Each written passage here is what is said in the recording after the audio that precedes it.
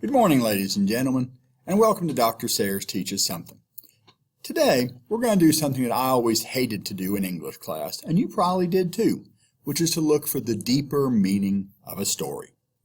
Now, I often doubted whether or not authors really intended what our English teachers said they intended in writing their stories, but there may be some value nonetheless in looking at a theory popular among some historians that the great novel The Wizard of Oz was actually an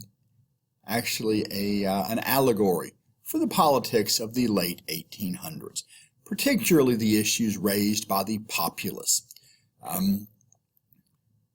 who were mostly Western farmers, unhappy with the economic circumstances they faced in the 1890s. The novel, of course, is set in Kansas, which was at the heart of the Populist movement, based in the Great Plains. The main character of the novel, of course, is Dorothy. And Dorothy probably represents the naive American voter who is being educated on the issues of the day through her adventures in the magical land of Oz. And as she is educated, so are we, the readers. Although some have speculated that Dorothy in fact represents the most famous populist woman of all, Mary Lease, the great public speaker, sometimes called the Tornado of Kansas. Although personally I cannot quite picture young Dorothy Gale telling her audience to raise less corn and more hell. Certainly, Dorothy's Uncle Henry and Auntie Em, who were raising her in the absence of her parents, which may itself indicate some of the problems of the decades. They are indebted farmers, as many farmers were, as they struggled with the aftermath of the Panic of 1893 and other deeper problems. They, of course, are persecuted by Mrs. Gulch, a greedy landlord to whom they owe money and who could put them off their farm if she chose. Eventually, of course, Dorothy and her farmhouse are carried off by a tornado, which is something occasionally used in the imagery of the late 1800s to represent a revolution. And arriving in Oz, Dorothy goes through a journey in which she meets people, or other characters at least, who represent, some historians have proposed, different individuals or groups important to the populace, important to farmers and many Americans in the late 1800s. Of course, populist politicians complained that many of the ideas they were trying to express about economics and social issues were not understood by the unsophisticated farmers they hoped to be helping. Indeed, as much as these farmers needed their help, it sometimes seemed they did not have a brain enough to understand what they needed. The Populist Party, though, represented or hoped to represent more than farmers. They hoped, too, to reach out to the poor, working class people of the urban areas of America. But in the dehumanizing factories of the late 1800s, the working class had their souls crushed until it seemed they were reduced to an empty shell without a heart, represented by the Tin Woodsman. Of course, the third of Dorothy's friends she meets is the Cowardly Lion. In the movie, the Cowardly Lion's a pretty pathetic and farcical character to begin with, but in the novel, the Cowardly Lion actually seems pretty frightening. The various creatures of the forest do allow him to eat them out of pure fear, at the loud roar he can produce. But when he is pushed back against by the Tin Woodsman, he turns out to be a coward, to be all sound and no substance, representing, perhaps, the great populist leader and Democratic presidential candidate William Jennings Bryan, a famous public speaker, but one who repeatedly failed to be elected president. One who was indeed sometimes depicted as a lion. Now, there were other important groups, too, in the late 1800s, who in one way or another are represented in The Wizard of Oz.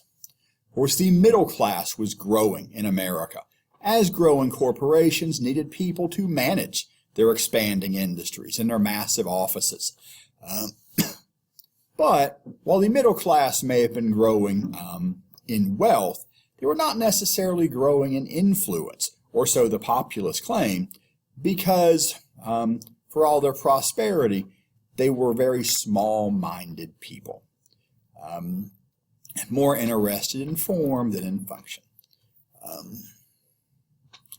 Now, the Populists did hope to reach out to unions, especially the craft unions, representing skilled workers. The American Federation of Labor being the largest such organization in the late 1800s. And they appear too in The Wizard of Oz. Look at these fellows right here. And we can see guilds of skilled craftsmen in The Wizard of Oz too. Another growing type of group in the late 1800s were women's clubs, many pushing for various social causes, temperance, the right to vote, an end to child labor, or other issues. And we can see women's clubs and their influence in The Wizard of Oz too. For many farmers and others in the late 1800s, one of the great villains were the Eastern banks, who charged exorbitant interest rates to the indebted farmers of the West and elsewhere. And the Eastern banks are represented in the novel by the Wicked Witch of the East. Whereas the trusts, the great companies who suppressed competition and often jacked up prices for their customers, particularly the railroads, whom farmers in the West needed to ship their goods east, but whom they hated because they did take advantage of that captive customer base to set prices for shipping and storage very high, and were despised by many Westerners. And the novel are perhaps depicted as the Wicked Witch of the West. And the goal of the Populists and many other reformers was to dissolve these trusts. Water metaphors often being used for business at that time. And just as the Wicked Witch of the West was eventually dissolved by Dorothy's bucket of water, it was hoped the trusts might somehow be dissolved too, perhaps even by government action such as the creation of the Interstate Commerce Commission, although in reality it was not very effective in the late 1800s.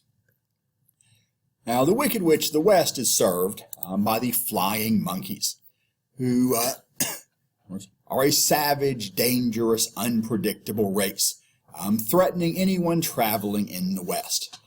And while it may not seem a very sensitive depiction today, these may well have been meant to represent the American Indians. Confined to reservations by the 1890s, but still is viewed by many as savage and dangerous. Although in the novel, the Flying Monkeys and other inhabitants of the West are sometimes presented sympathetically as having been enslaved by the Wicked Witch, just as the Indians were forced onto reservations. Now, when Dorothy needs a way to get home from the land of Oz, she is told to follow the yellow brick road.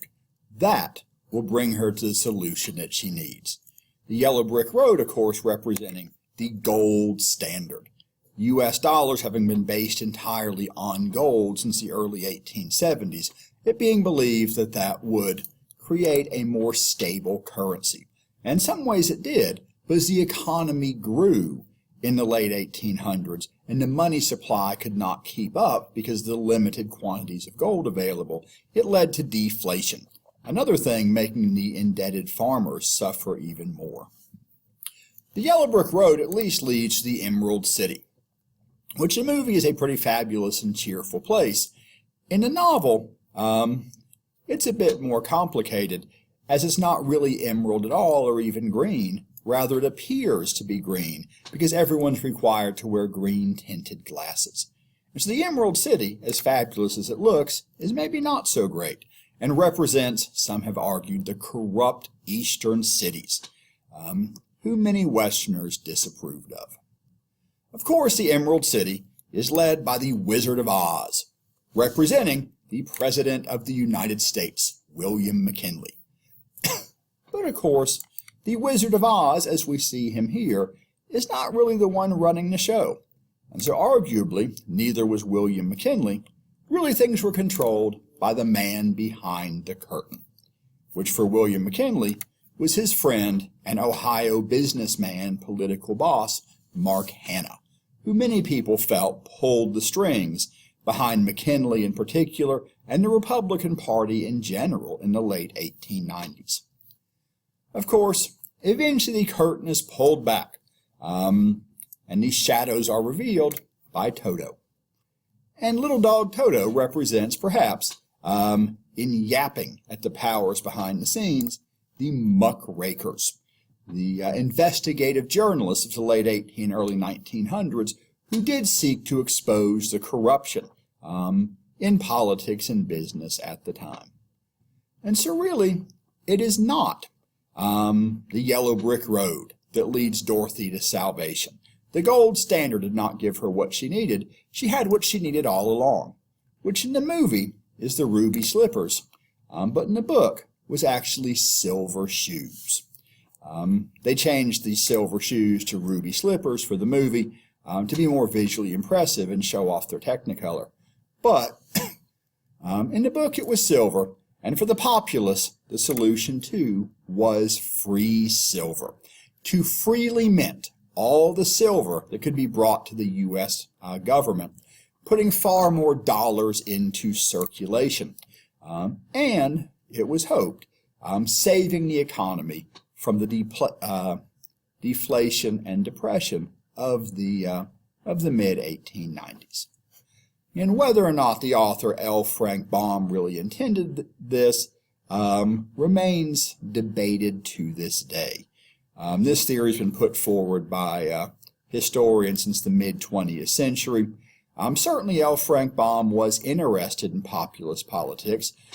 His wife was rather involved in the women's movement, and he took what, by the standards of the day, were often fairly liberal points of view.